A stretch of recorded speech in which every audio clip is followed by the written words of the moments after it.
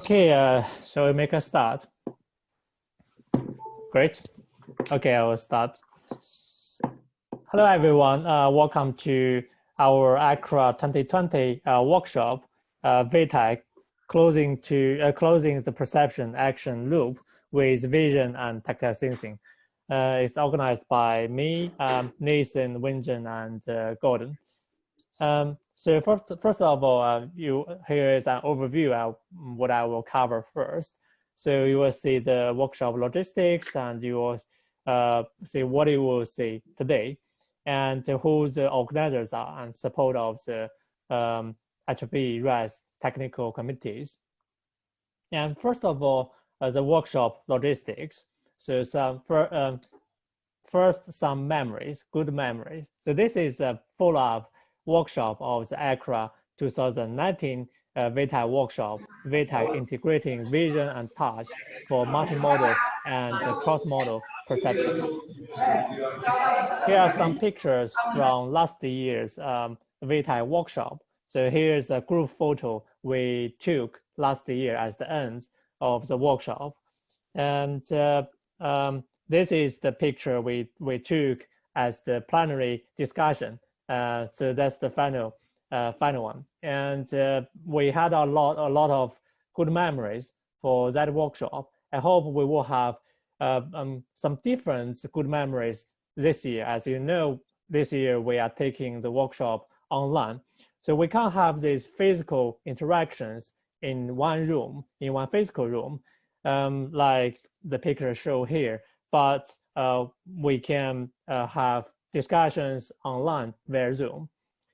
For sure, we can't go to a pub together for beer after the workshop, but I hope next year, so we can go to the pub after ViTac 2021. Okay.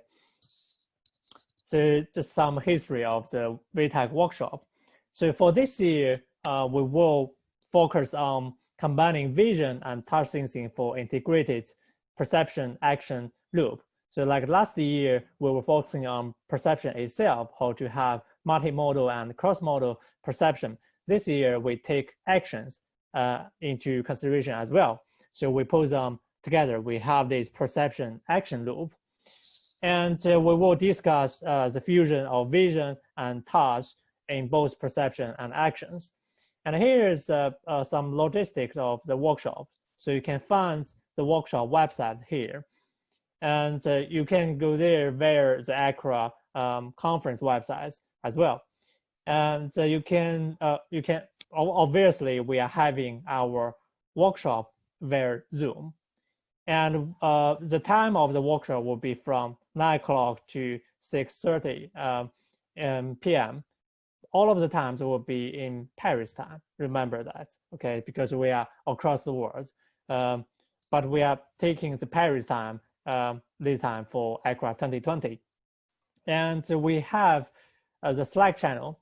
So this workshop 14, our number is 14. So you can go to Slack and you can join discussions there.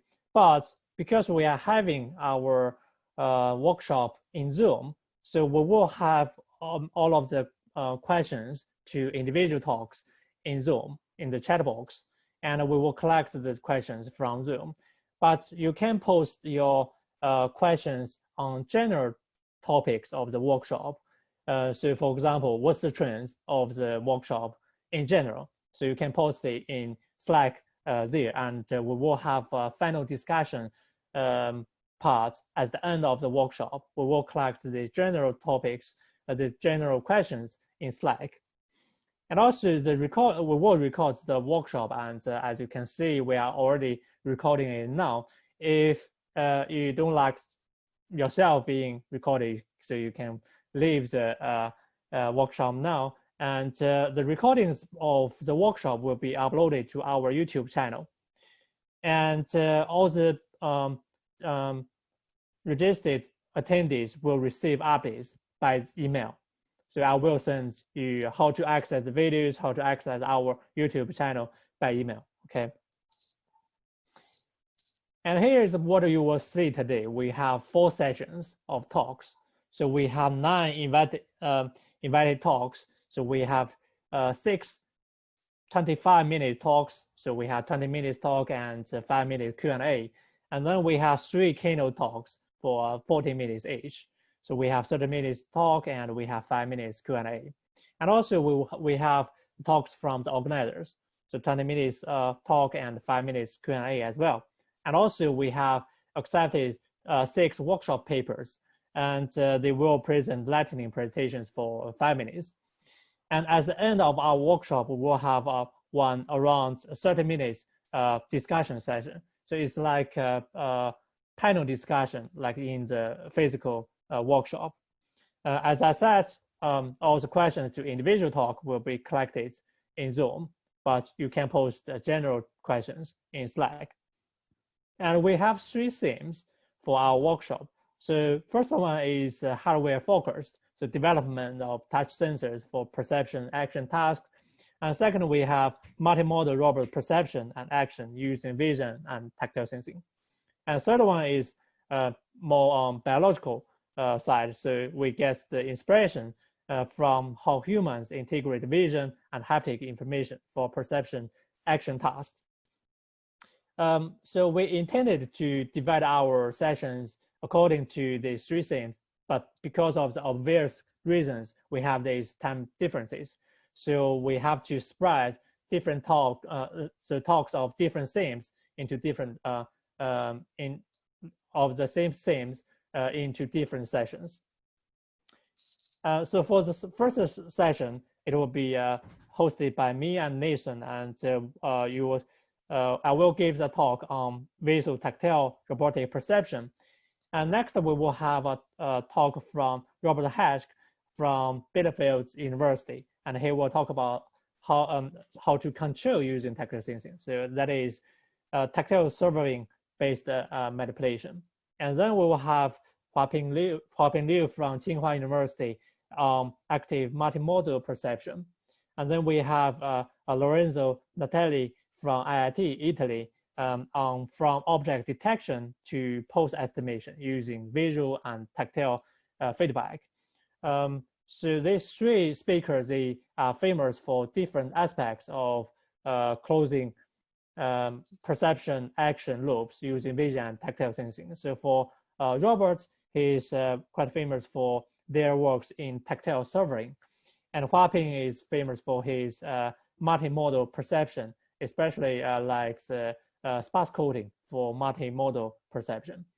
And also for Lorenzo, his group has been developing algorithms for visual tactile sensing and perception for humanoid robots.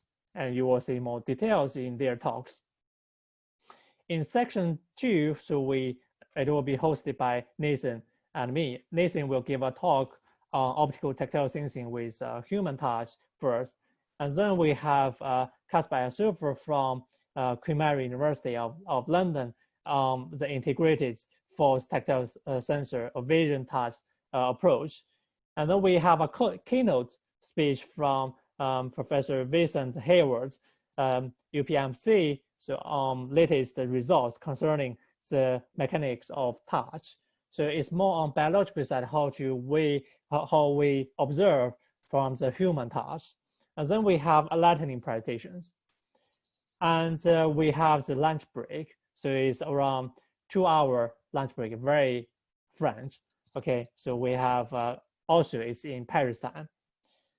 And after the lunch break, we have the 3rd session hosted by Gordon and Wenjun. And Gordon will talk on realizing humanoid multimodal closed loop perception action first.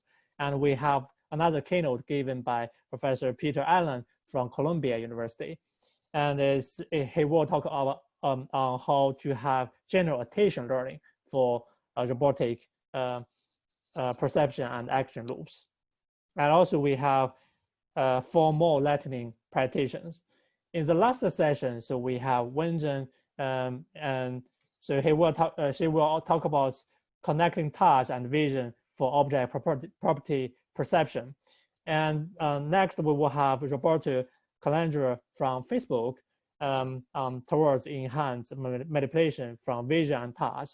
And then we will have a keynote from Professor Data Fox from University of Washington and NVIDIA on learning and modeling touch. And the last talk will be from Alberto Rodriguez, MIT. He will talk about tactile-driven dexterity, object localization, manipulation, and assembly. So from these talks, you can see we cover a lot aspects of vision, tactile sensing, and how to apply vision and tactile sensing in perception action loops. And the workshop is organized by me, Nathan, and Wenjin and Gordon. And in each session, it will be hosted by two of us.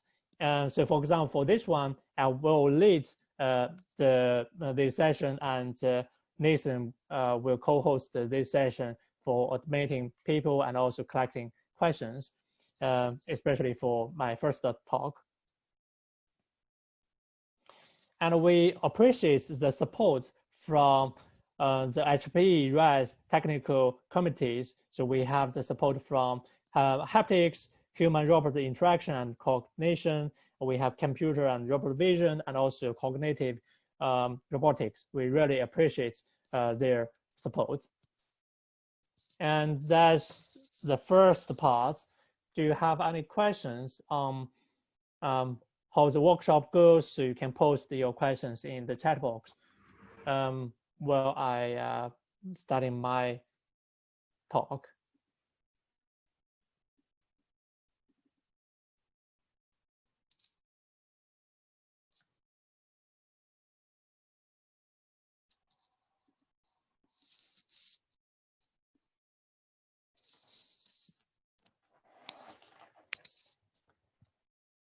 Listen, do we have any questions so far?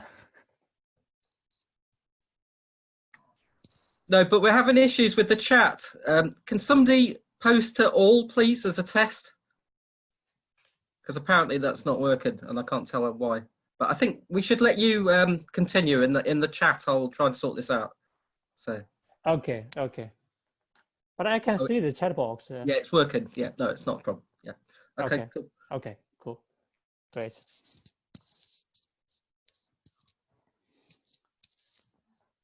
Okay, I will start my talk. So just a brief introduction to myself. I'm Shan from University of Liverpool. I'm leading a robotics lab called Smart Lab. It's called Smart Lab because we have smart people in the lab. Just kidding. So it stands for Swarms, Multi-Agent, and Robot Technology and Learning Lab. And it's part of the Center for Autonomous System Technology in University of Liverpool. And today I will talk about Visuo-Tactile robotic perception. I will share my insight into the fields, and also I will share our state-of-the-art research in the lab.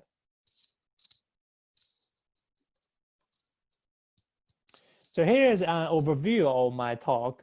So firstly, I will talk about the inspirations from human tasks. So I will compare the human perception action loop and also robot perception action loop, what we need for this loop, okay? And then I will talk about tactile sensors for robotic perception. So like with humans, we use the sensors to get the data. And then I will, next I will talk about how we use the data from tactile sensors for robotic tactile perception. And as the last, I will talk about our latest research on Visuo-Tactile robotic perception. So first, let's get some inspirations from us, from humans. So on the left, you can see if you are in the chemistry lab. So what we do to do a chemistry experiment, so we use our hands and our eyes to coordinate our motions. So we pick up some tubes and we see the liquid in the tube using our eyes. But also we are using our hands to perceive the weight and other properties of the tube. And then we, according to this information from vision and touch sensing, so we can adjust our pose to adjust the pose of the tube, right? So we can make the chemistry experiments. On the right, you can see we have these KUKA mobile robots moving in a chemistry lab as well. So it's quite similar to what we do in the chemistry lab as humans. As you can see, we can the robot can move around in the environments, and it can pick up objects from the stacks, and also it can transport these objects. So by comparing these two scenarios, one is human operator, one is robot chemist. So you can see both scenarios we use vision, tactile sensing, proprioception to observe the environment. But if you think about these two different scenarios, we humans always make use multimodal information, vision, tactile sensing, and other information together to do the action, to perceive the world. But for robots, usually we rely on vision, because for this KUKA robot, we only have vision as a tip of the inner factor of the robot arm. It doesn't have touch. So that's why for this video, you can see we only have hard-coded environments. If we change anything in the environment, we have to adjust its motions, or we have to adjust our code, okay? So we still like the tactile sensing for robotics. So that's why we have this workshop, and we gather the people who work on tactile sensing to facilitate the perception action loops. For sure, when we have vision, tactile sensing, we have perception. So we interpret the data from vision and tactile sensing, and then we facilitate the actions. So like picking up tubes, and also facilitate the interaction with the environment. And also in this process, definitely we have control how to adjust our motions. And also we have communication with different robots, or with human operators. So for today, we will focus on vision, tactile sensing, and also movements, that is proprioception, so the movement of the body parts. And also we apply them for perception, action, interaction, and control. So first, what can we use? So for vision, we always have cameras as the robot's eyes. But what can we make use of for robotic tactile perception?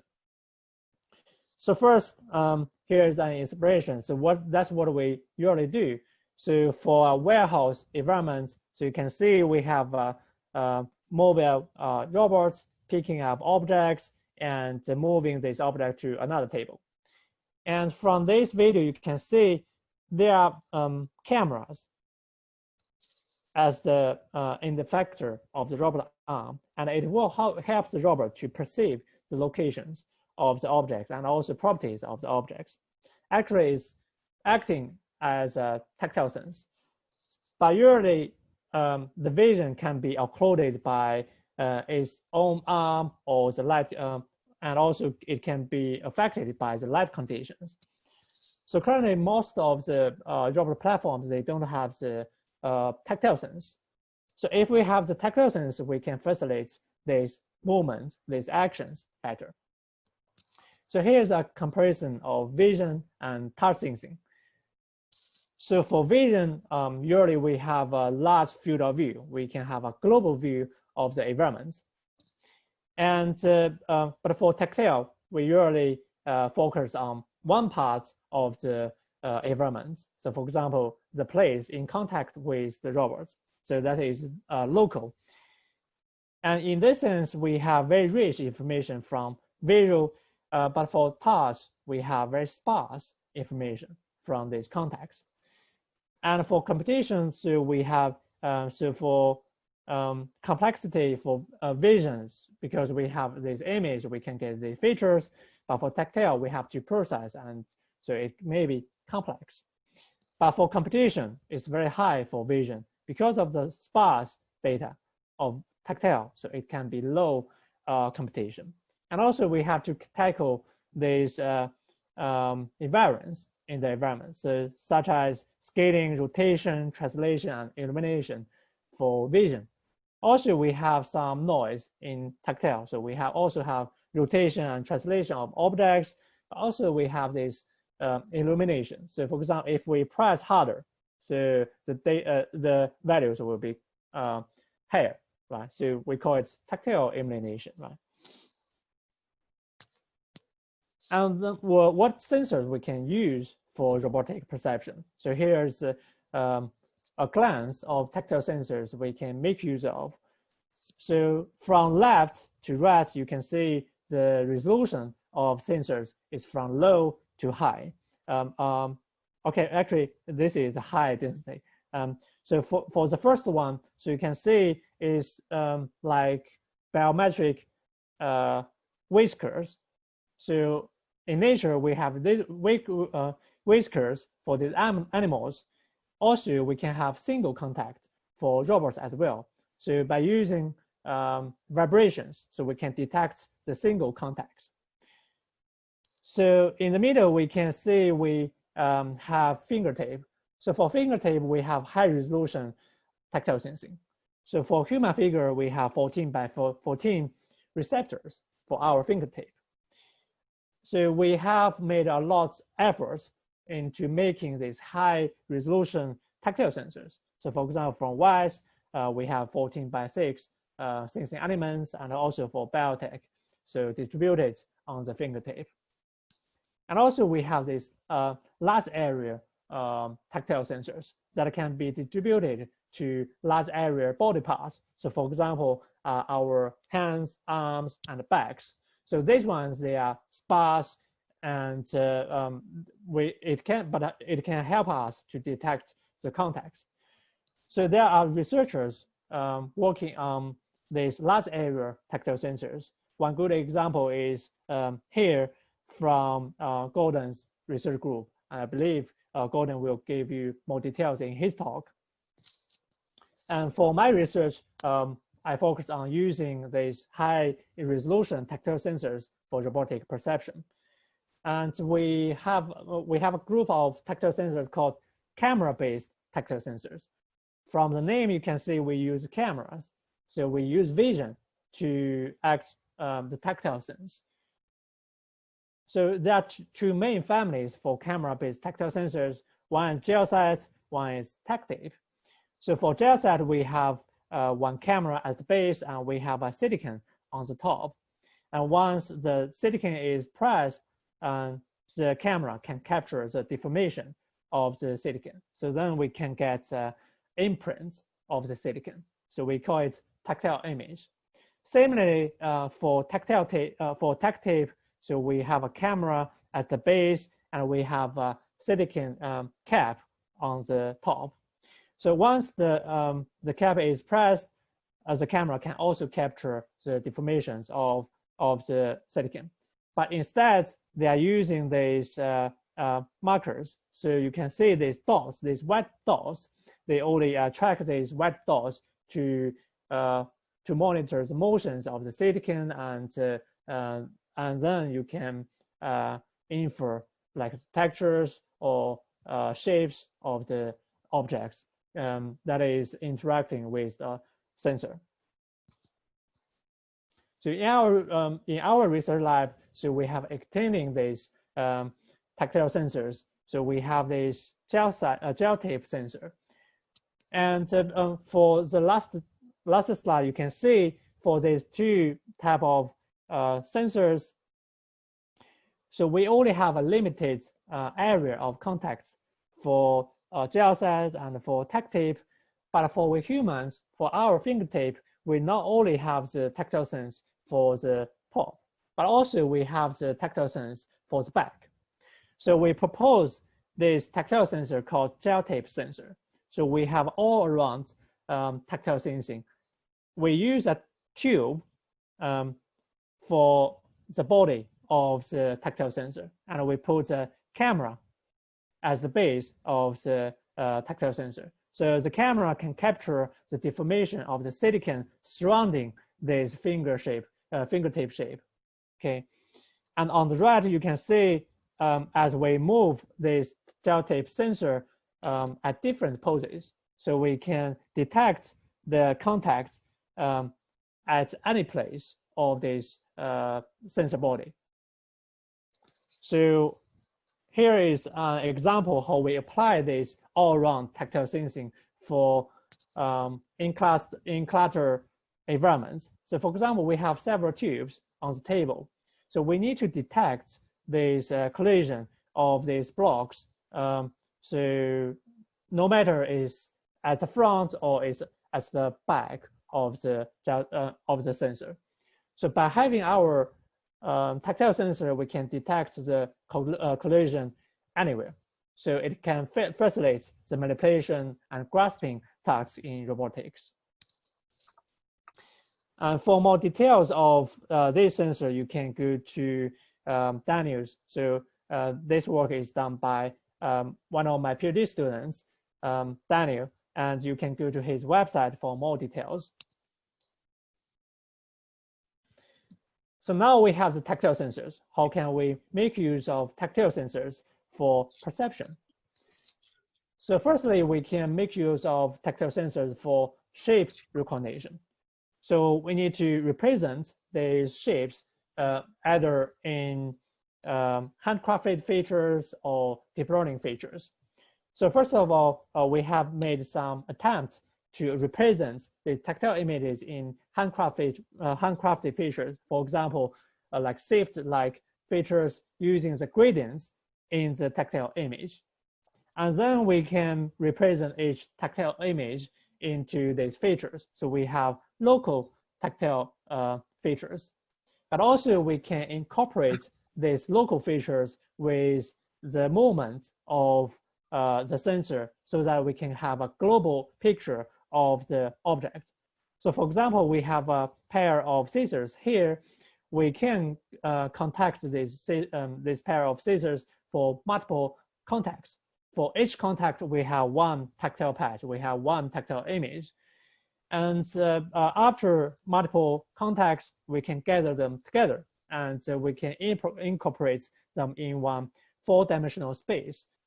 So for each tactile image, we have this local feature, and we take them as extra dimension of the 3D point cloud.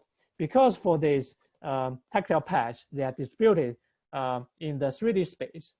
So we attend the local features to the 3D locations. So then we have this 4-dimensional space. So we can have a global shape recognition. And also, we can have this tactile data for pose estimation. So for example, here, we have a buried hands equipped with tactile sensors as the fingertips. And then we can get the tactile data from each fingertip, these 3 fingertips. And then we can apply principal component analysis. So we can get these handcrafted features from PCA. So we can get these axes, and so we take these axes as the features of this tactile data. So using these axes, again, basis, we can predict the poses of the tactile object pose. So by matching the variance between tactile and point cloud patches, and then we can get to know the pose of the object in hand. So for the previous methods, we see how we use traditional handcrafted features for predicting the shape and pose of objects. But also we can use deep neural networks to have these features automatically learned by deep neural networks. Here is one of our most recent works using attention-based networks for tactile texture recognition. So here we have the tactile synthesis as the input of the networks. And then we use the convolutional neural networks to extract the spatial features from the input.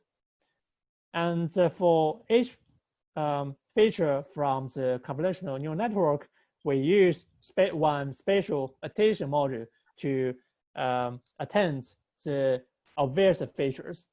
So the main reason why we propose this attention-based mechanism is also from our human tactile sense.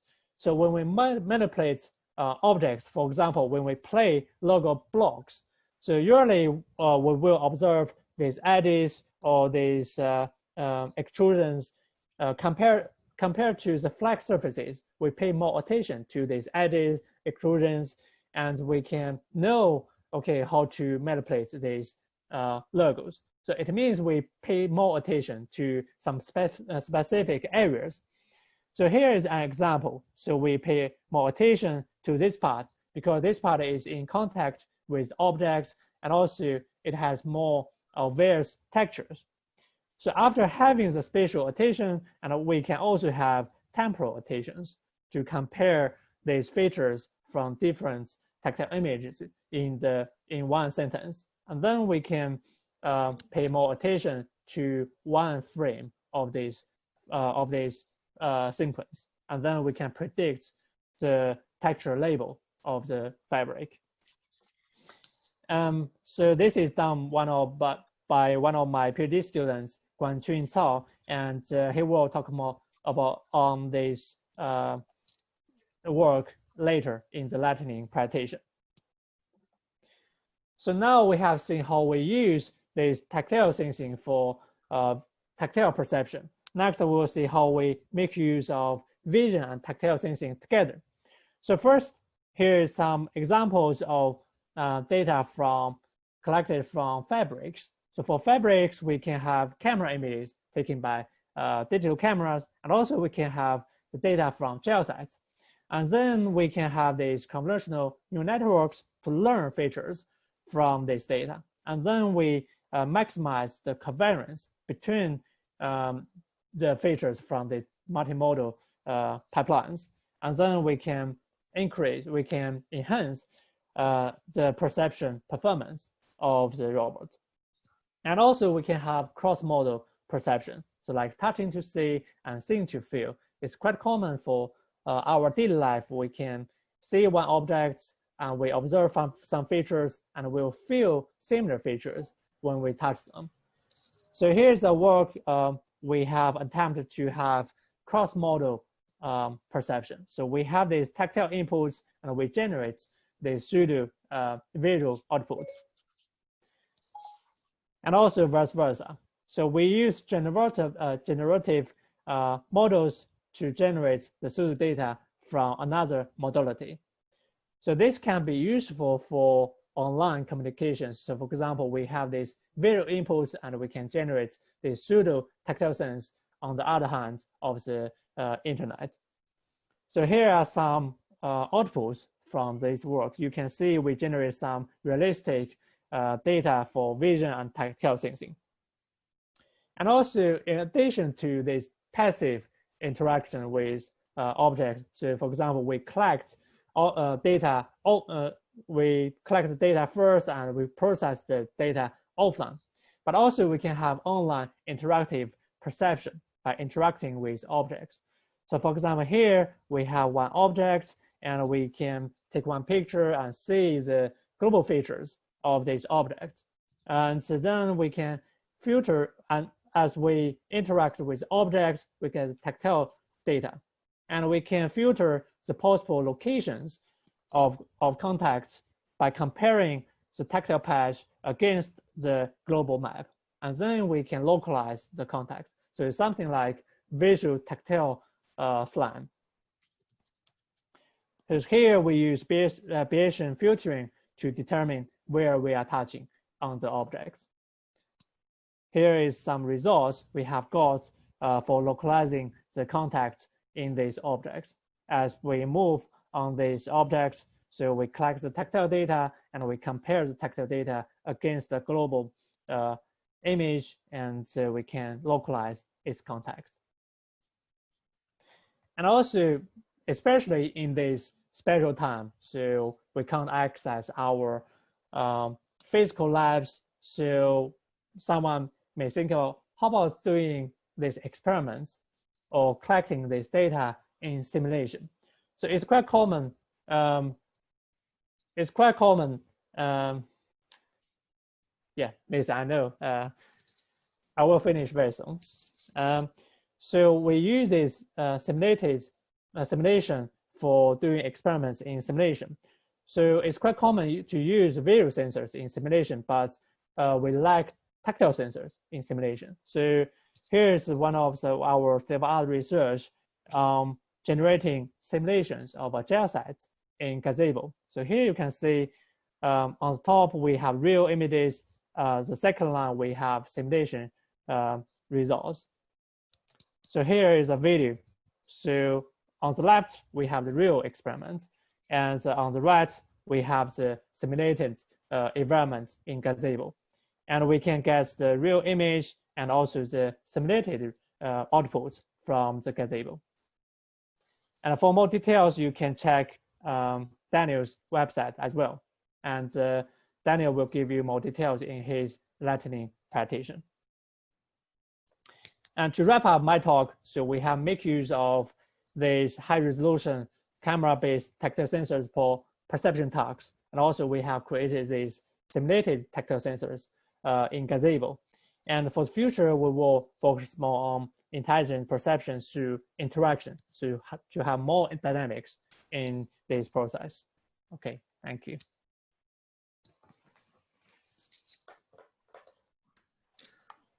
Great. Thank you. Sorry, a little we're 5 minutes over. So I guess what we'll do is we'll just stagger everything back by 5 minutes and say everybody has the same amount of time as they were allotted. There aren't many questions coming up. Somebody's asked you for a reference on the Merkel cells, the density of 14 by 14 per square centimeter. But you can put that into the chat. Yep. During the next talk. Yeah, I think we can save some time. I can tap in the chat box to the questions, and we can move on. Cool. Good. Okay, so I think it's Robert next, and it's over to you now to host this session. Okay. Okay, so for the questions, I will answer the question in the chat box later, okay? Okay, next we will have Robert from Bielefeld University.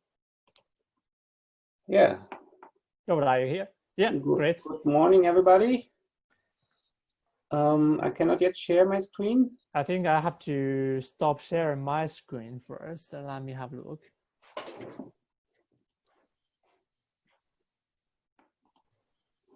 Yeah, and now should come up. Share. Can you see it? Yep. Great. Yeah, then good morning, everybody again. And thanks a lot for Shan and all the other organizers for compiling this interesting program and inviting me to that. So my name is Robert Haschke from Bielefeld University. And I'm heading the grasping lab over there. Okay.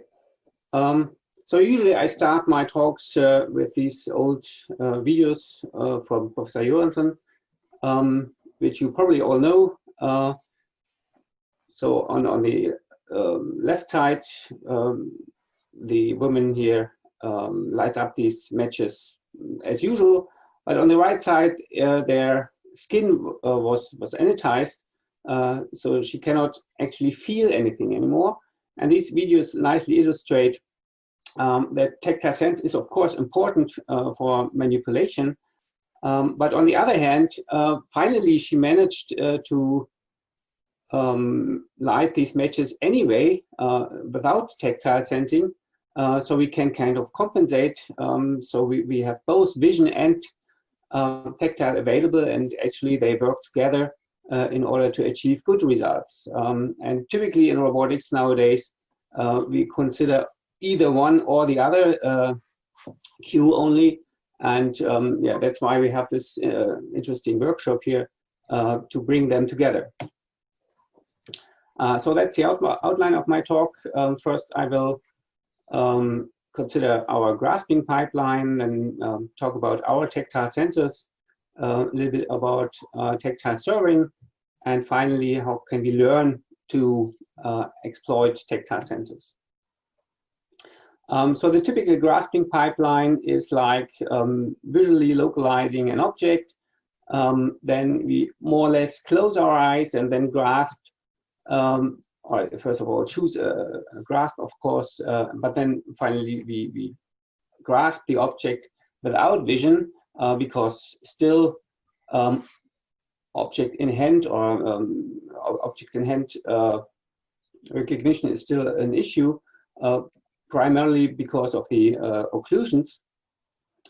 And yeah, we in our case use tactile feedback in order to at least know that we failed or that we succeeded to grasp an object.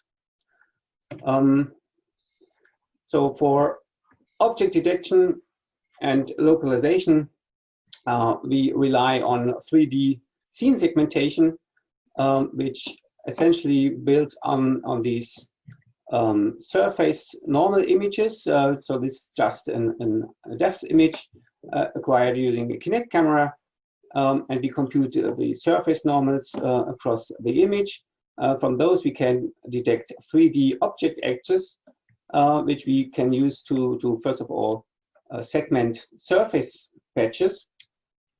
And these surface patches then need to be combined to form object hypothesis. And this is done using this graph cut algorithm here. So if we form a graph of potentially adjacent surfaces which could belong to an object, as you see here, but then there are some extra edges in there which need to be cut. This is done using graph cut, and then we come up finally with local clusters of surfaces which form individual objects. And indeed, we can perform quite well on a classical object segmentation database, ranging from simple to complex scenes. So for the complex scenes, the accuracy drops a little bit because we have some regions which we cannot nicely distinguish anymore, but it's sufficient to localize the objects. And then if we have segmented those objects, we can use superquadratics fitting in order to fit a basic geometric shape modeled by these superquadratics shapes here, which range from cubes to cylinders and spheres. And the key extension, let's say, to standard approaches is that we use a symmetric cost function.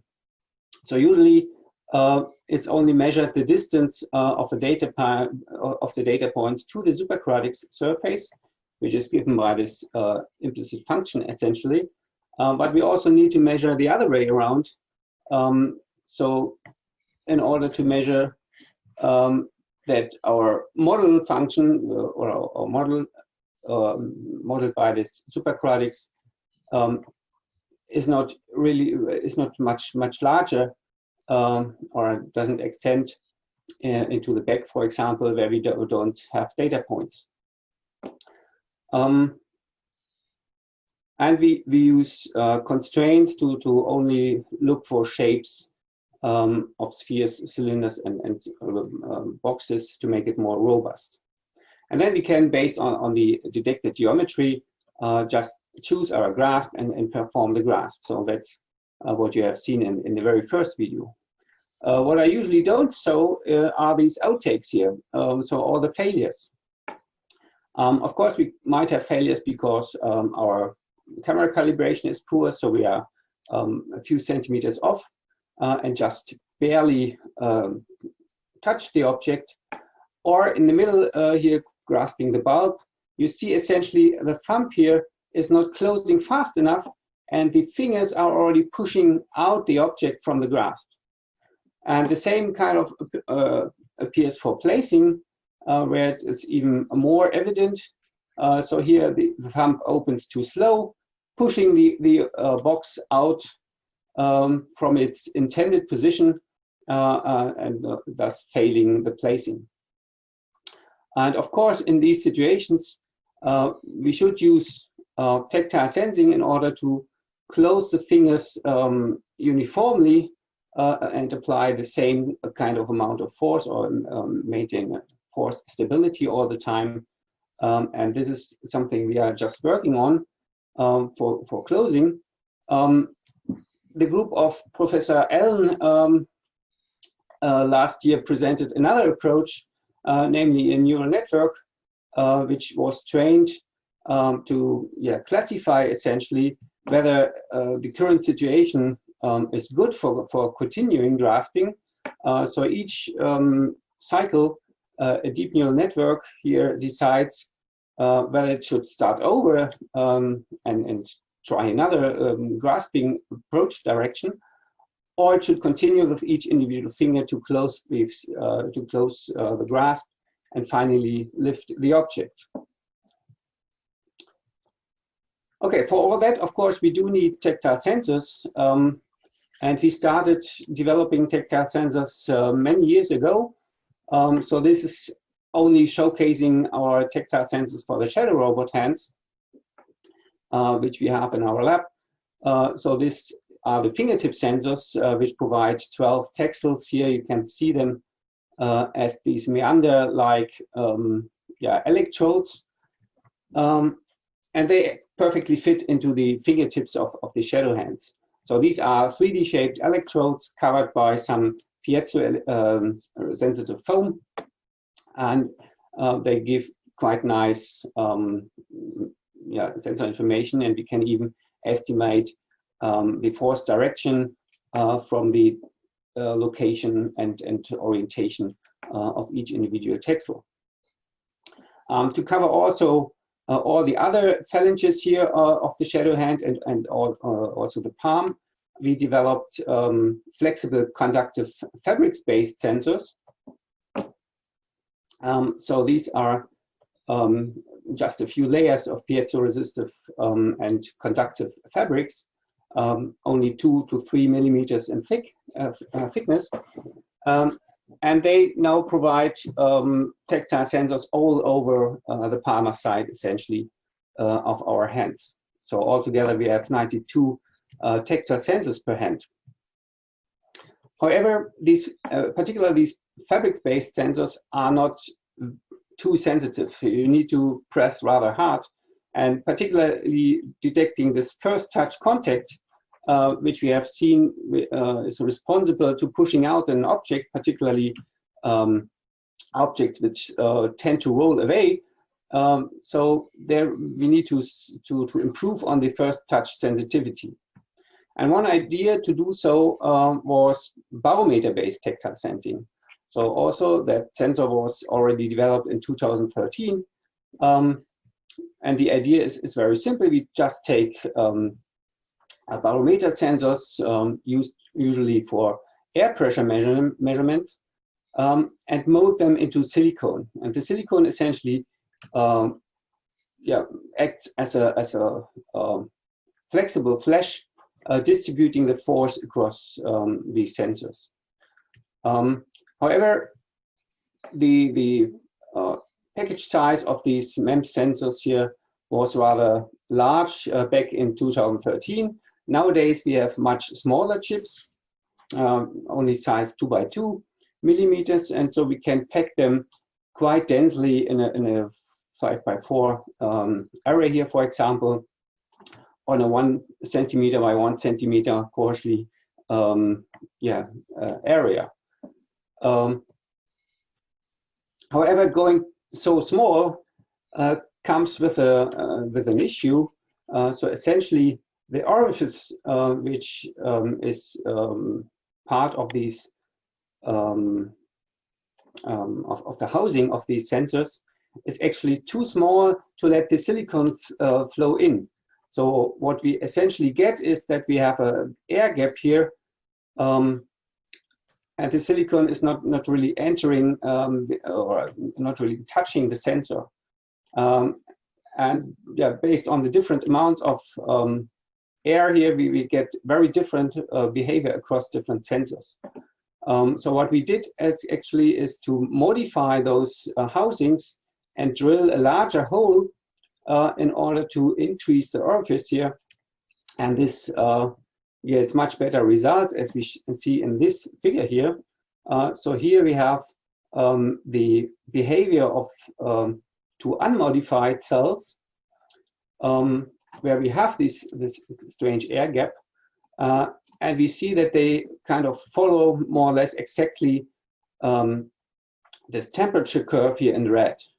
While the modified sensors, so with the increased orifice, have perfect temperature stability here. So these two lines are the two modified sensors of this test board here, shown at the top. And also looking at the sensor characteristics, we see that the two modified sensors have very nice linear behavior across the whole force range, while the modified sensors show very different behavior. So here's one and here's the other one. So one sensor has a very low or small slope and is not very sensitive for this reason. The other one is quite sensitive, but it's kind of too sensitive, or is kind of preloaded and saturates very early here. So we want to go for these modifications. And next step, of course, was to kind of fit those sensors onto our shadow hands. So we used flex PCB to spread these sensors. You see them here as these light squares, to spread them on the palm side of our hands. So we have altogether 60 texels, which we can sample at 100 Hertz, and they measure both pressure and temperature. And as you see in these images, we can nicely identify here the shape of the object on just holding them on the hand. And yeah, these objects are chosen explicitly to be very lightweight, to illustrate that we can really measure very small forces here. And actually, the color range of this tactile visualization here in ARVIS is only covering 5 per mil of the overall force range the sensor can cover, which is, I guess, 16 or 24 bits even. So we have a really good resolution. And as you have seen before, the behavior is extremely linear, which is in strong contrast to the piezo-sensitive sensors, which have a very nonlinear behavior. However, so putting everything onto this flex PCB, we still have some strong remaining temperature dependency, which seems to be even stronger than in the test board we studied before. So here what you see are the 60 temperature curves, so to say, starting from a cold situation, and then the sensors heat up due to energy consumption in the flex PCB, and this is a very slow process, as you see. Or we have kind of drift then, and additionally, or here on top, we see the calibrated pressure, which of course obviously strongly correlates with the temperatures here. And we need to find out a good calibration method now to kind of compensate for this temperature dependency, and also figure out why we see such a variance across the different sensors, although they are very similar essentially. So also the variance is only 1 degree of Celsius. Okay, so having seen all the hardware, the question is how can we use this hardware also for manipulation? And one interesting question for manipulation is, of course, following surfaces automatically, like shown here. So to explore the surface and gather tactile point clouds, so to say, in order to get an impression of the shape of the object. Sorry, am I running out of time? And the basic idea is to use very simple controllers, namely, for example, to control the contact force, we move along the normal direction. Just to control the contact position, we just move on our sensors along in a tangential plane, or we can also rotate, roll about the roll about the contact position, and for axis orientation, for example, if we contact an object like this, then we can just rotate our sensors in order to align the sensor.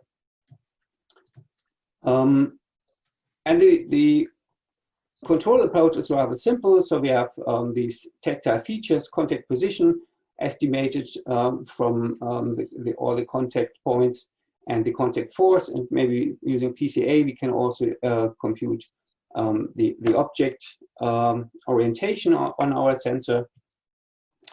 And then we use a very simple mapping function which translates those tactile feature errors onto a corresponding motion of the tactile sensor. So for example, the Z component here just translates along the normal direction, or into a motion along the normal direction of the sensor. These two components guarantee this translational motion in the tangential plane in order to correct for position errors. And these two ones here achieve rolling about the contact sensor, about the contact position. So a very simple matrix in order to map tactile feature errors onto tactile sensor motions. And then we might have a task-specific projection matrix which just picks certain aspects here of this twist vector. And finally, we use the adjoint matrix to transform the twist in the tactile sensor frame into a global frame, where we can then apply inverse kinematics, integrate to yield our position control signal Q.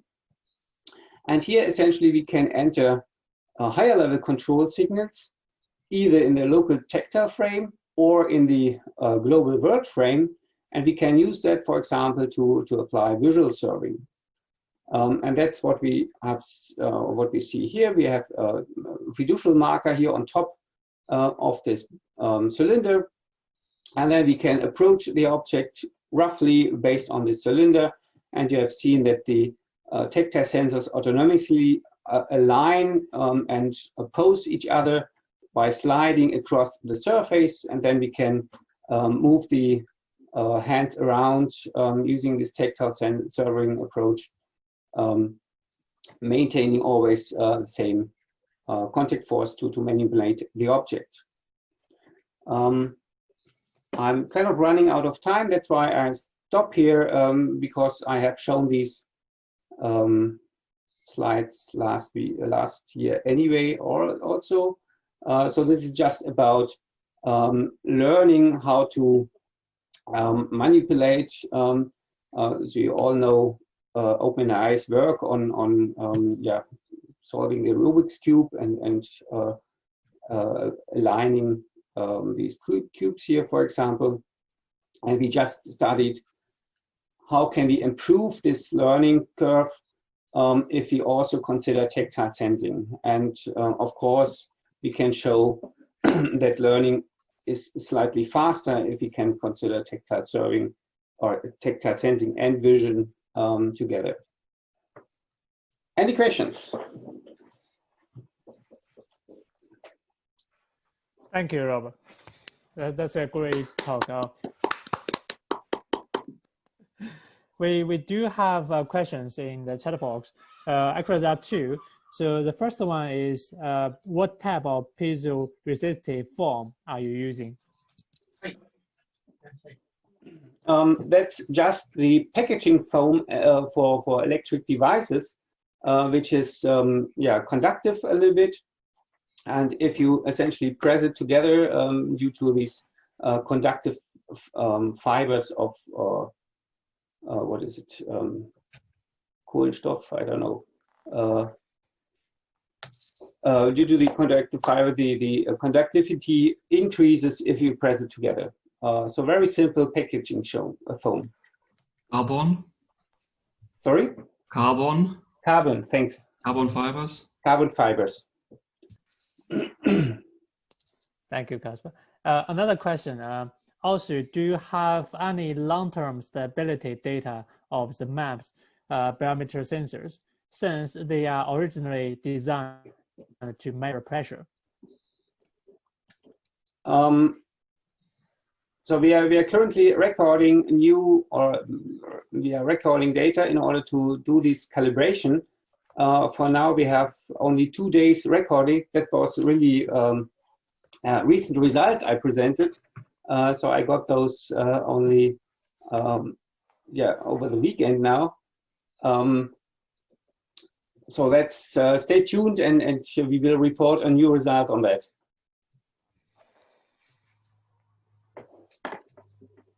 Okay.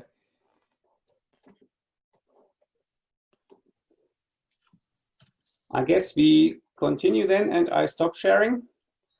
Yeah, but I because I saw you closed before you. I think you still have some slides. Do you want?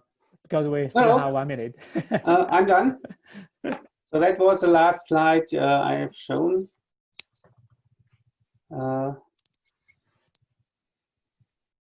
That's my last slide. So we were done. Okay, great. I rushed through the last ones. Yes. Okay, so I believe there may be questions in the chat box later for your talk, and then you can answer the questions there. Thank you a lot for your talk, and also we have this panel discussion at the end. You're welcome to join this discussion section. Okay. Yeah, if you looking are forward to it.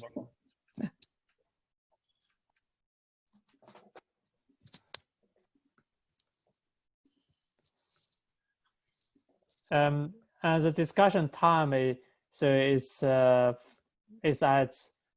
let me have a look, around 6 o'clock. Yeah.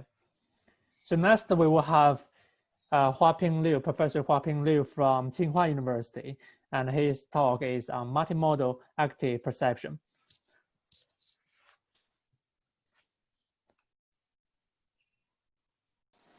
Okay, Dr. Lo, can you hear me? Yeah, yeah. Okay, thank you very much.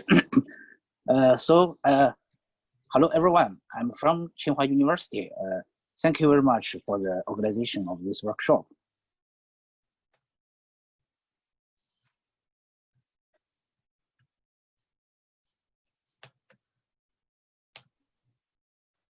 Huaping, are you there? I'm really honored and happy to talk about today. It's a multimodal active talk. First, let's talk about the multimodal perception. Let's start from how we humans perceive the environment.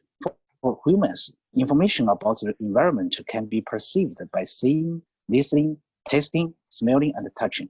More importantly, humans are able to unintentionally integrate the perceived information from visual, auditory, olfactory, gustatory, and tactile modalities. Since the olfactory and the gustatory modalities are more about some chemical characteristics, which are beyond the scope of this talk, I would mainly talk about the visual, auditory, and the tactile modalities today. The visual, tactile, and auditory modalities demonstrate different characteristics.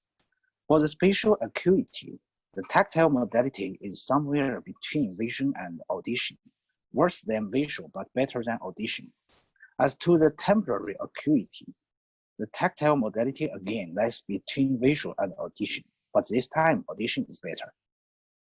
In the 1990s, brain science researchers discovered that there are areas in the brain that can process single modality information such as vision, touch, and hearing. In recent years, researchers have further discovered that there are areas within the brain that process multimodal information fusion, and they are particularly interested in processing the fusion between visual, auditory, and tactile modalities. For example, there are visual auditory fusion processing area, visual tactile fusion processing area, and the visual auditory tactile fusion processing areas.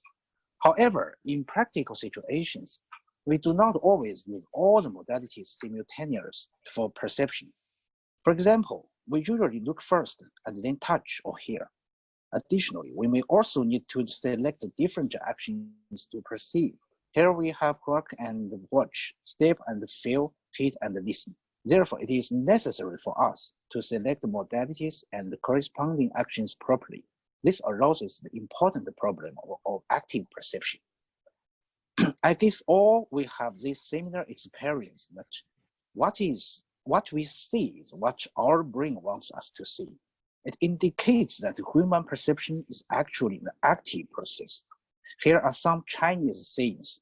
It means that when your mind is blank, you can turn a blind eye, turn a deaf ear, and the food can even be tasteless. Here, let's see some examples. Sorry. In the first image, we see that the visual modalities provide the global image, but the tactile modality only provides information on local contact points. In the second image, what we see is the bottom of a cup. It is not aligned with what we touch. In the last image, we can see that the data is not paired with different numbers of samples. Therefore, to summarize the challenges for robotic multimodal active perception, we have the first, visual, auditory, tactile multimodal information has different data representation and perception range. The second one, visual, auditory, tactile multimodal information does not have the pairing characteristics of one-to-one correspondence. The third point, the coupling of sensing, perception, and action is highly nonlinear. Considering these challenges, let's talk about the multimodal active perception in details. Here is an overview of the multimodal active perception we proposed in our work. It is mainly composed of two parts. The first part is intermodality. The active perception network is used to actively implement the modality selection. It decides which modalities we will use. The second part is intramodality. An action prediction network is used to actively select actions. For visual modality, we can select different viewpoints. For auditory modality, we can select different orientations. And for tactile modality, different exploration modes can be selected. In the following, I would like to share some of our work in multimodal active perception. For active vision, one representative task is the active object detection. As we all know, great success has been made in the object detection with single view captured image. However, images captured by robots are usually far from perfect. There are problems such as tiny scale, partial view, and occlusion. One image may not contain enough information for object detection. It is expected that the intelligent robot can have the capability to adjust its viewpoint to get better images for detection. Therefore, active object detection becomes a very important perception strategy for intelligent robots. Here we designed a novel deep Q-learning network to generate actions to explore the environment for active object detection. In this video, the children are playing the hide and seek with the robot. With the proposed network, the robot is able to actively find the children.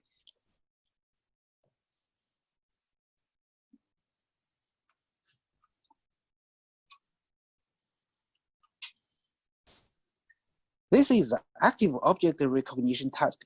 In many practical scenarios, only one single view is provided, and the viewpoint ambiguity may lead to great challenge for visual object recognition. In this work, we develop a deep reinforcement learning method to actively recognize objects by choosing a sequence of actions for an active camera. The method is realized using the trust region policy optimization, in which the policy is realized by the extreme learning machine. There are experimental results on the publicly available dataset. It can be seen that the proposed active object recognition method works better than random and sequential strategies.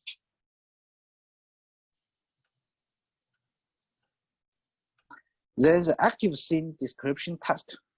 Here we regard the popular image captioning, dense captioning, and image paragraphing tasks as scene description tasks. Let's image this scenario. The robot navigates in the room, hoping to find a good location to describe the room. At first glance, the robot captures the image from the initial viewpoint. The caption model gives all with all in all, which is not informative at all. Then the robot explores the room by itself, and a better viewpoint is found to capture a new image. At this time, the generated caption says a living room with a cultured table, which gives more information results. In this work, we propose a framework for active scene description problem, where the intelligent agent is able to explore the environment to find the best viewpoint for scene description. Here are some experimental results in simulator and real scenarios.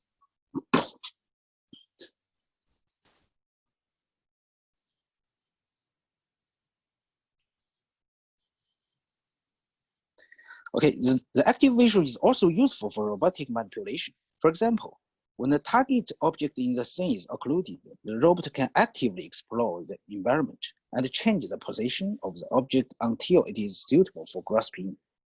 Similarly, the robot can also rearrange positions of objects by pushing them apart. In this work, a DQN framework is proposed to guide the robotic hand to actively explore the environment until a good grasp affordance map is obtained. We can see from the video that the object that occluded the target object is pushed away first with the learning strategy. Now let's talk about the active tactile perception. One representative task is active tactile object recognition. Tactile sensors are usually fixed on robotic fingers, which can be used to distinguish material texture, roughness, spatial features, compliance, and friction. In this work, a kernel sparse coding method is developed to address the tactile data representation and classification problem. The intrinsic relations between fingers are explicitly taken into account using the joint sparse coding, which encourages all of the coding vectors to share the same sparsity supported pattern. The experimental results show that the joint sparse coding achieves better performance than conventional sparse coding. The active tactile perception also can be applied in active terrain exploration.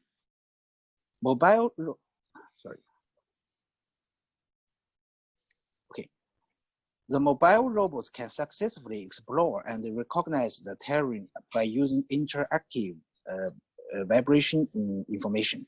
We can see from the picture, for different moving action, the vibration information is also different. Here we have collected 14 different types of terrains, such as concrete, grass, stone, with a Bayesian probability perception method and active exploration behavior. Our method is likely to enable the mobile robot to sense the vibration and decide the next action autonomously. There are some potential applications. The mobile robot can adjust its driving strategy according to different terrain types. For the flying car, it can even choose to fly mode when it detects that the terrain is not suitable for driving.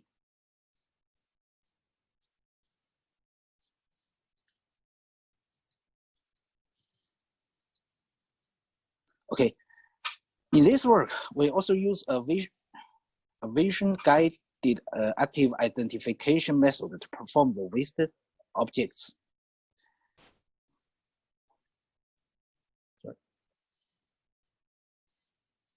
Okay.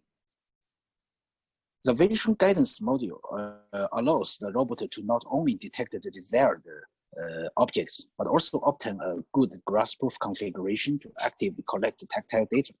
By classifying the object with this tactile data, the robot can sort the recycling objects into their respective categories by their type of material. It can be seen that when the grasp configuration is not good, the tactile sensors are not able to make contact with the object, although the object is grasped. Thus, it is not possible to acquire effective tactile data. Only when the object is properly grasped, effective tactile data can be obtained.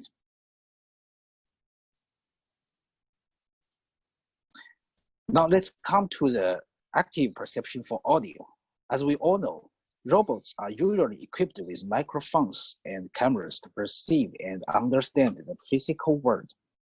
Though visual object detection technology has achieved great success, finding the object that makes sounds in the image can provide more semantic information. In this work, we establish a novel robotic sound-indicated visual object detection framework with captured visual and audio information. The sounding object can be detected once the object appears in the room. The active audio can also be used for active localization. In this example, the audio information is used for active localization for the indoor mobile robot.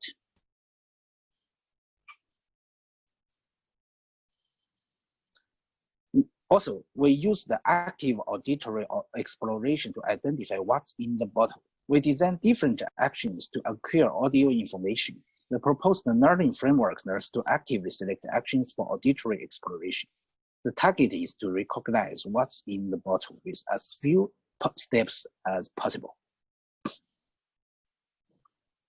Now let's talk about the multimodal fusion for active object recognition. For different objects, their multimodal perception data has different representation and exhibit different characteristics. What's more, real multimodal data often suffer from significant weak pairing characteristics. In this work, a joint sparse coding method is established for object recognition for the weakly paired multimodal data fusion. Now let's look further into the material perception problem. It is an extremely important but challenging problem for robots. The main difficulties come from the fact that the material properties are difficult to be comprehensively evaluated by single visual, auditory, or tactile modality. In this work, a new active fusion framework for the multimodal material recognition is proposed. The adversarial learning method is leveraged to effectively bridge the gap between different modalities, and the reinforcement learning method is developed for active modality selection. The developed framework and algorithms are evaluated on a publicly available data set and show promising material recognition results. Okay, let's come to the summary. In this talk, we firstly talk about the multimodal perception. Multimodal perception information is complementary to each other. All modalities need to be properly fused for better environment perception. And then we extend to multimodal active perception. It takes the action into consideration. It emphasizes to seamlessly combine the perception with action. In the future, the robot is expected to move from the traditional disembodied perception to the embodied perception, where the robot actively interacts with the environment. At last, I would like to use what the famous American psychologist James Gibson said to close this talk. He said, "We must perceive in order to move, but we must also move in order to perceive." Okay, thank you. Thank you, Haschke. Great talk. So far, we haven't seen questions in the chat box. It may come up later, but I do have questions for your talk.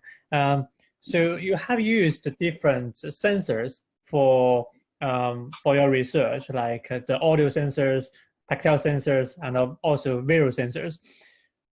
How do you balance this information from different sources? Oh yes, you mean how to balance their roles in our test? Yeah, because you have this multimodal perception. Right? Yeah. So you have different information sources, and Yeah. you may rely more on vision over touch or audio. How do you determine how to balance this information? This is a very important and very very difficult problem. Yeah. In our preliminary research, we fix their weights for fusion according to our experience and some prior information. But in our about 5 years ago, we developed a series of sparse coding framework for the fusion. One great advantage of this coding strategy is that it can automatically determine the weights for different modalities according to the data distribution. So we avoid this problem by resort the sparse coding method.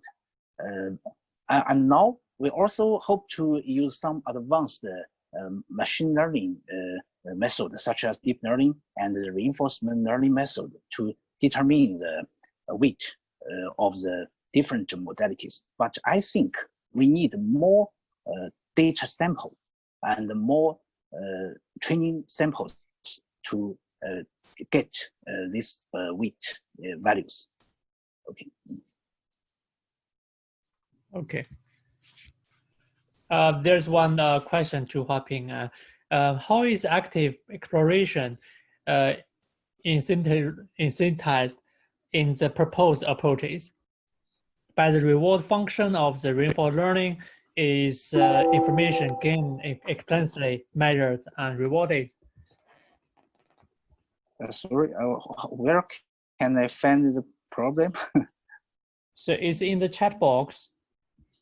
Chat. Oh, okay. Okay. Yeah.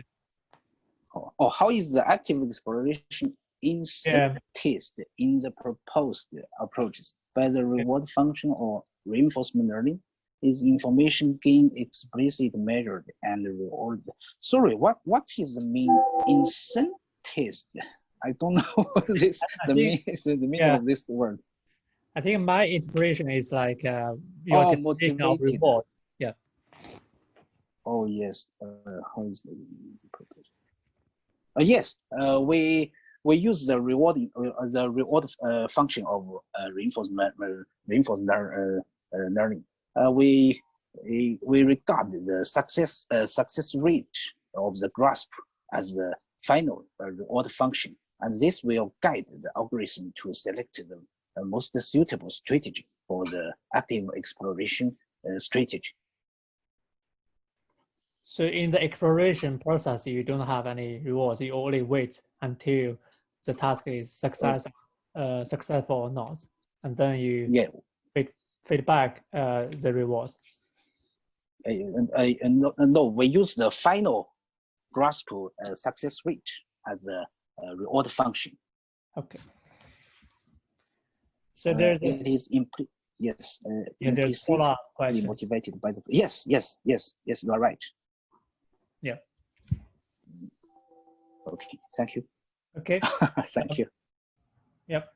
Thank you, Huaping, and that's a great talk. And there may be further questions to your talk in the chat box. And also we have this discussion section. Okay. And if you are available, you're welcome to join. Okay. Yep. Thank you very much. Thank you, Huaping. Okay. So next we will have Lorenzo from IIT Italy. Lorenzo, can you share your screen? I think probably Huaping, yeah.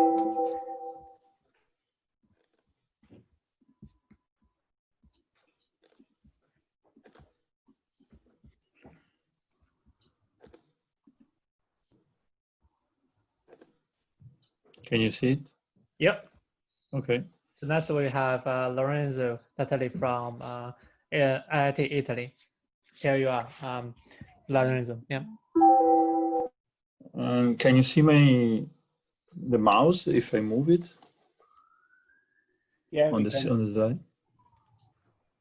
Okay. So if I point to a slide, you can see it, right? Okay. Yeah, can see it. Sorry, I'm not very familiar with Zoom. Okay, so thank you very much for inviting me to this workshop. And today I'm going to talk about some work we've been doing on object detection and pose estimation using visual information and tactile information. Okay, so I'm leading the humanoid sensing and perception group in IIT. And this is an overview of the work we do. We work on developing our platforms. You're probably familiar with the ICAB and more recently the R1. And then we have three main topics of research. One is perception, one is interaction, object interaction, and how to navigate in the environment to bridge the gap between perception and interaction, how to move and go to interact with objects when you see them. Today I mostly focus on perception only, and this is the overview of my talk. I will speak about our work on on-the-fly learning for object detection, and okay, for object detection, some recent work on active learning for domain adaptation, and recent work as well on pose estimation, in this case using vision and touch for in-hand manipulation. So the work that has motivated our what we call on-the-fly object learning is the difficulty to use off-the-shelf models that have been trained on static data sets, and the performance gap, the drop of performance you get when you deploy a neural network that has been trained, for example, on ImageNet on the real robot. And so what we basically started to address is how to let the robot autonomously learn or learn by interacting with people, with humans, in order to adapt what has previously learned from a data set like ImageNet. So this is the scenario we've been working on, is a human-robot interaction scenario where a human can interact with the robot and is teaching the robot to recognize objects, novel objects. And you see here these demonstrations. You can go to the robot and with speech, you give the name of the robot. In this case was Cup, Octopus, and Squeezer.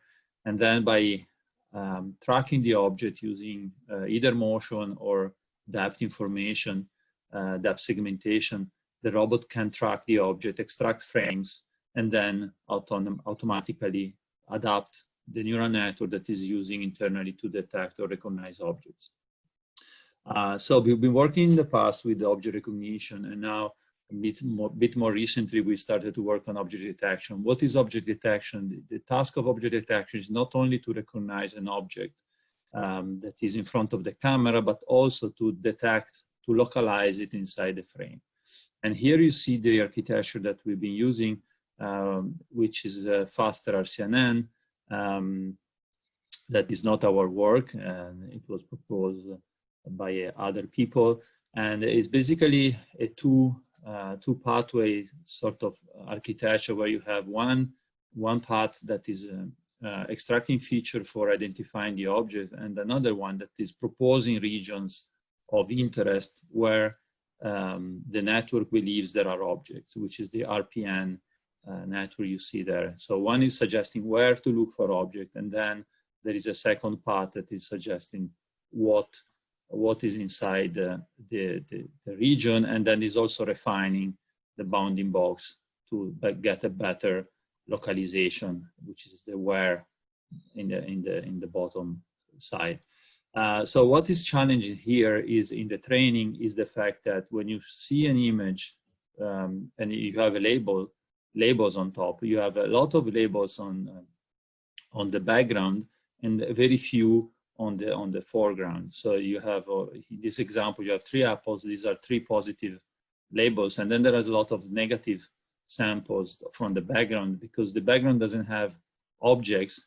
You have random bounding boxes and it is very difficult to sort out which one are relevant for the task and which one are like noisy, more noisy and not relevant for the task. So the problem is that when you train these systems is that you have tons of negative examples from the background and a very few positive examples compared to the negative ones.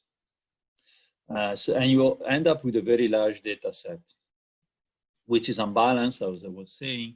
So there are more labels from one of the two classes that you want to classify. And the majority of the class is populated by examples that are easy sometimes, so they are not very relevant for learning the task and redundant. So in the literature, there's been proposed a bootstrap procedure where you basically go through the data set and you try to extract the negative examples that are hard, that are more important to train the system. The positive examples are fewer, so you keep all of them, but you need to select, sort of prune the data set from the easiest example from the negative class. So what we proposed is basically two solutions to this training issue. One is to modify the neural network so that you don't have to train you don't have to retrain the full system when you learn new objects, but you retrain only a part of it. And for basically, if you take the neural network I was showing before, what we do is we pre-train the network, and then we select the last layers on the right, and we substitute them with kernel methods, and in particular, a flavor of kernel methods that are being designed to be very fast. And so they come from a family of kernel methods that are approximated kernels, where you basically have a simplification of the kernel, but you retain the powerful, the capability of the network to learn complex classifiers. But you can train this system in very short amount of time with very few computation. And the idea is that when the robot has to learn a new task, is retraining this part of the network and is keeping the other layers unchanged. And for the bootstrap methods, so this is again the bootstrap system I was describing before in words. The solution in the literature is to keep the positive examples and then go through all the negatives, train the system many times, and you train the system with a subset of the negatives. Then you challenge the system, and the negative examples that are misclassified are selected to be the hard ones. And then you grow a data set only with the hard examples. So you go through the whole system, through the whole data set. You train the system many times. Every time you train the system with a subset of the data set, you extract the samples that are misclassified. You keep them, and you build a new data set that is only containing the hard examples, the one that has been misclassified. As you can guess, this is a very time-consuming procedure. And we propose what we call the mini bootstrap, which is basically a simplification of this selection mechanism, which goes through a simplification that is basically based on random extraction of negative example from the data set. So instead of going through the system, through the data set exhaustively, you just select random negative examples, and then you train the system on a subset. So putting all these two features together, the mini bootstrap and the kernel method, substituting part of the neural network, these are some results we got. So on the right, you see the system on a computer vision data set, Pascal, and on the left, you see a benchmark on a data set acquired from the ICRA robot. And in both cases, you see that we can manage to reduce the training time significantly in a fraction of the training time of the original work, which is the full retraining. We can retrain the system with comparable performance. There is a slow drop in one cases, but it's still reasonably okay, and you get a big gain in terms of computation time. So this is a video showing how you can retrain, you can teach the R1 robot in this case how to recognize a new object. In this case, Lisa is presenting the R1 a blue cup, blue cup that does not being trained in the system. So it's a new object, and Elisa is saying that this is a glass and it has to be learned. And then this is the training procedure. In this case, by tracking the object, the robot is extracting frames, and these go into the classifier, which is retrained in a very short amount of time. In this case, because there are only fewer objects to be learned, the system is even faster than the benchmark I showed before. It's basically able to retrain, to relearn in a fraction of a second.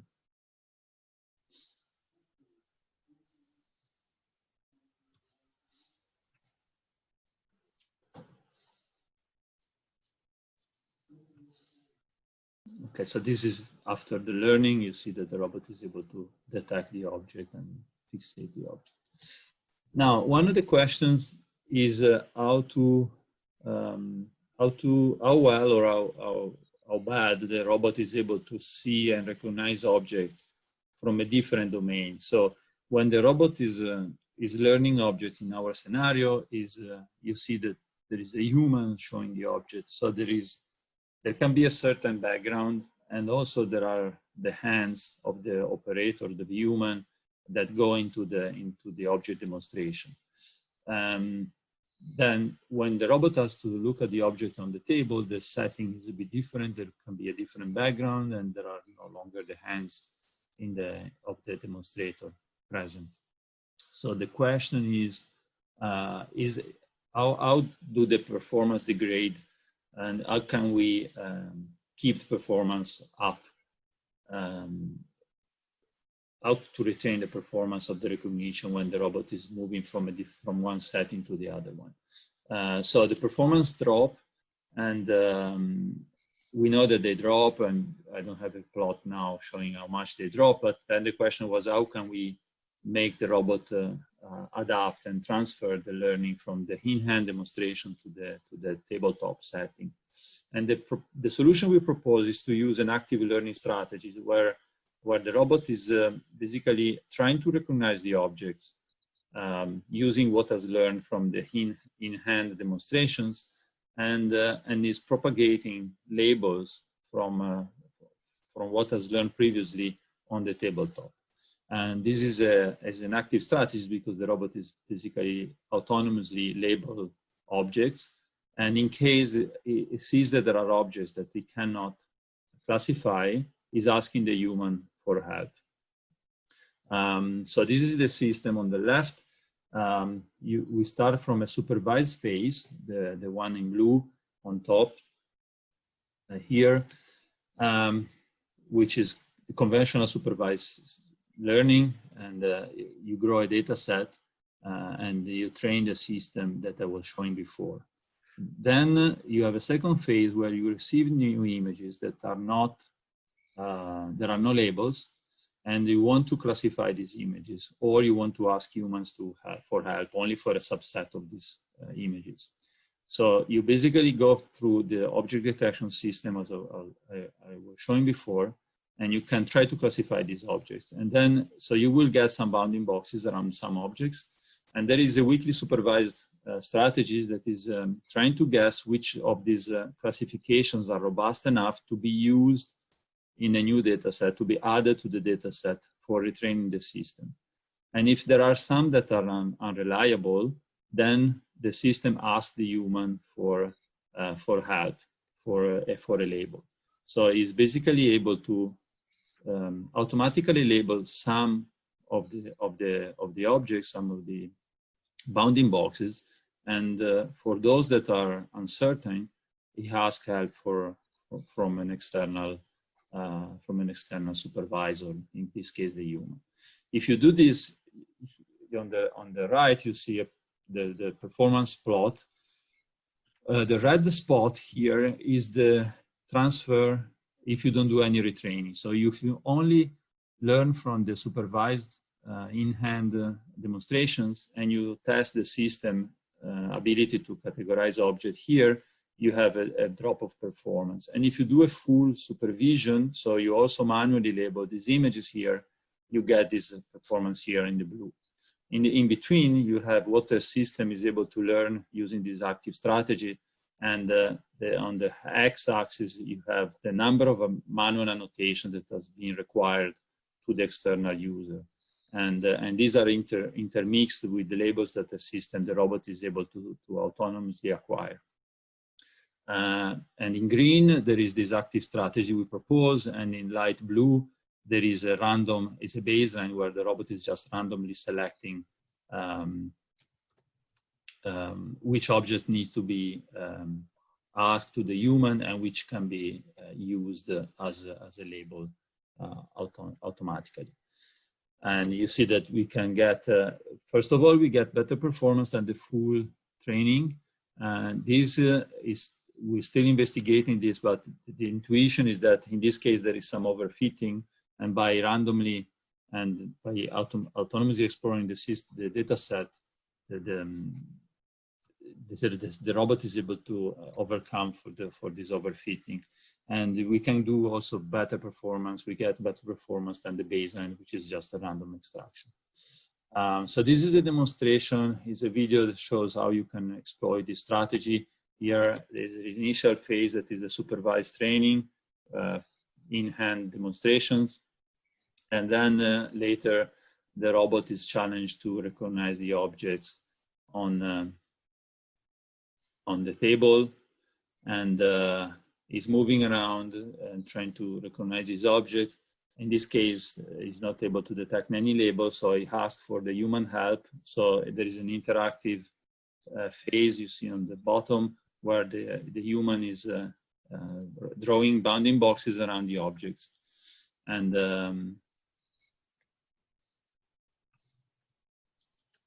then these are fed to the learning system, and then the robot is retraining the system, and then is able to extract autonomously some labels and is continuing the learning autonomously.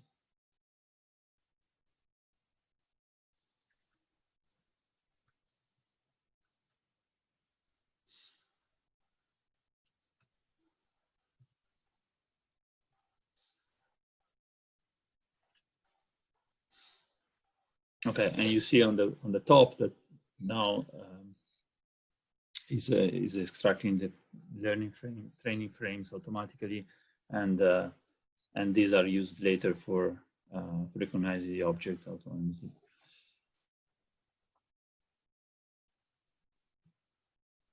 Work in progress is how to adapt what I was showing before on object detection to segmentation, and there is this work I'm citing here on segmentation, which is a derivation of faster RCNN for object detection, where you have an extra layer that is not only detecting the object, but also segmenting the silhouette. And we are working to make this also on the fly in a similar way as for the detection. And here you see some preliminary results of segmentation on tabletop scenario in our lab. So the second part of my talk is on another chunk of work we've been doing on pose estimation using tracking Bayesian formulation for tracking objects.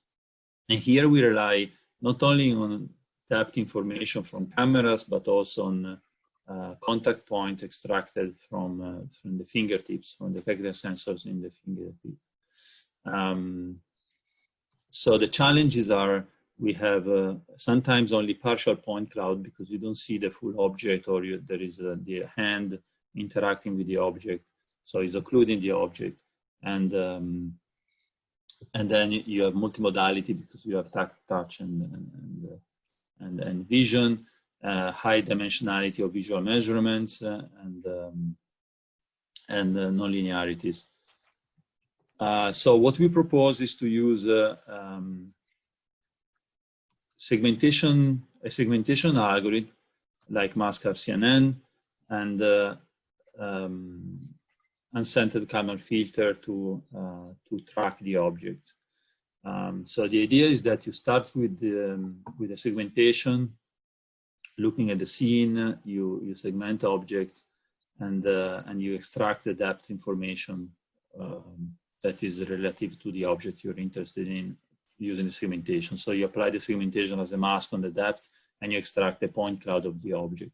And then this is fed to an uncentered Kalman filter that is comparing a set of hypotheses on the pose of the object and against the point cloud that is extracted from the robot, and is using the correction prediction loop in the Kalman in the Kalman filter for each particle, is selecting the best pose of the object. Some ingredients you see on the left, the particle filter. So each particle is representing an hypothesis of the pose of the object, and by using multiple particles, you approximate the probability of the pose, the probability distribution of the pose of the object. A motion model to predict how the pose will evolve in time. In this case, we use white noise acceleration because we don't have better guess of the speed of the object at the moment. And then this is the characterization of our work, is the proximity model that is used to estimate the likelihood of each particle and to select only particles that are closer to the real pose, that are representing the pose of the object. The proximity model is basically, we use for each point in the point cloud, we project the point cloud to the model of the object, given an hypothesis of the pose of the object. And by nearest neighborhood, the distance between these points is used as an estimation of the error that the particle is doing in estimating the pose of the object, which is the likelihood that is used to adapt the particles. And another couple of ingredients to make the algorithm work in real time is we use a serial formulation of the Kalman filter, which allows to solve a much smaller problem, which is proportional to the number of to the state sides instead of the number of measurements. When you have a standard Kalman correction, you need to invert a matrix that is 3 by m by 3 by m, the covariance matrix, and where m is the number of measurements. When you have information from a depth camera, as you can guess, the number of measurements is large, so the inversion of this matrix becomes computationally expensive. There is an equivalent formulation that reduces to invert a much smaller matrix, which is only 2n by 2n, where n is the state size, in our case is 6. And also to speed up the lookup for nearest neighborhood in the likelihood computation, we use KD trees. So this is a video showing the object tracking in presence of occlusion. In this case, we compare our approach on the right with dense fusion, which is a network for pose estimation. And you see that using the Kalman filter, you can get a much more stable prediction, especially when you have large occlusions. And this, of course, benefits from the fact that we use a temporal model that is preventing the system to drift or to become confused when you don't have enough information. For in-hand manipulation, this same work has been integrated with hand tracking. The hand tracking is previous work we did in the past, and is able to give you a segmentation of the hand of the robot. Then getting 3D points from the tactile sensors when the robot is touching the object And these are just points that are compatible with the point cloud extracted from that camera, so there's nothing you need to change in the filter.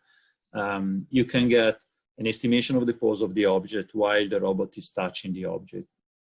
So we segment the object using masker CNN, and then we also segment out the hand using our hand tracking filter, and then the point cloud from the object and the points extracted from the tactile sensor are used to estimate the pose of the object. And here you see the results on the left. This is tracking the... Sorry, Lorenzo. Yes. Oh, we are running out of time now. Okay. Sorry. Yes, I'm done. I'm done. Sorry if I didn't see your message. You can go through the slides quickly. Yeah. I'm actually done. Thank you.